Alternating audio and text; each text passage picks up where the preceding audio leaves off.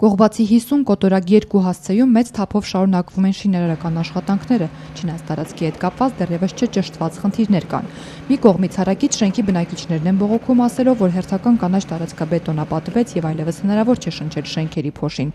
Մյուս կողմից քաղաքապետարանի Բարև Երևան դաշինքի անդամ Անահիտ Բախշյանն է նորանոր բացահայտումներ անում։ Կենտրոնի գոտիավորման քարտեզն ուսումնասիրելիս նա պարզել է, տարածքը ենթակա չէ կառուցապատման, այստեղ պետք է կամ հրապարակ, կամ փողոց լինի, բայց ոչ շինություն։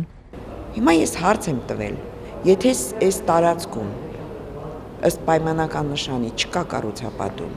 ինչու է այդ տարածքը դրվել աճուրդի ցուցակում,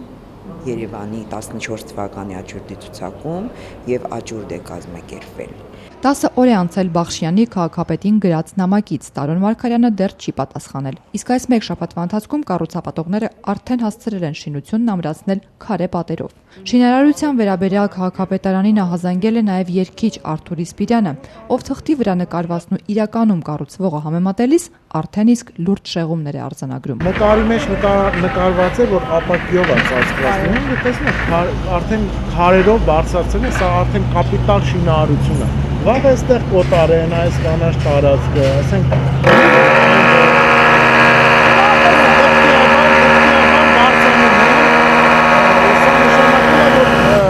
քաղաքապետարանը ինչի համար է, այսինքն իրանք քարտեզով տարածքներ տրամադրում չեն գալի, տեսնում ինչ է։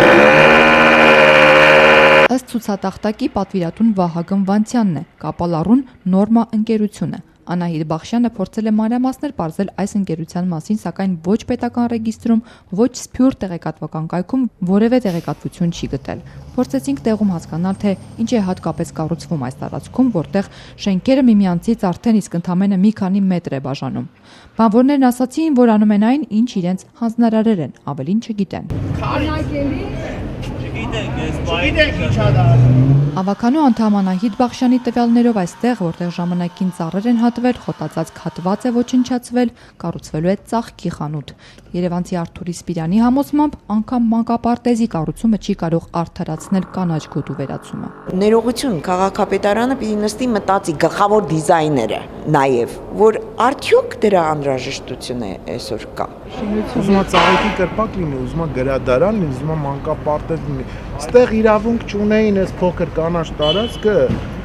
որը մեր երեխաների թթվածնի ինչ որ 0.001% եթե մնացել է այս տարածք ստեղ,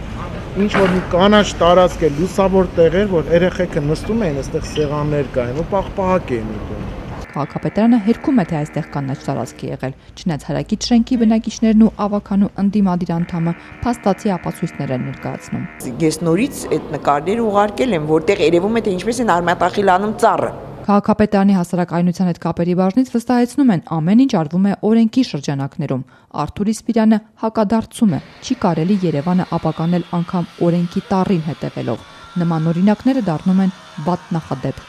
Ամեն ինչ օրինական է դրոշակ սարքելով, ամեն ինչ օրինականը չի, որ օրինական է։ Չի կարելի անունը դնել օրինական ու անօրինական բաներ անել ես կա։ Պետք է ուղղակի քաղաքային իշխանությունները մի քիչ խիղճ ունենան ու հասկանան, որ ամեն ինչ չի, որ վաճառվում է մեր քաղաքում։ Սա Երևանն է, սա մեր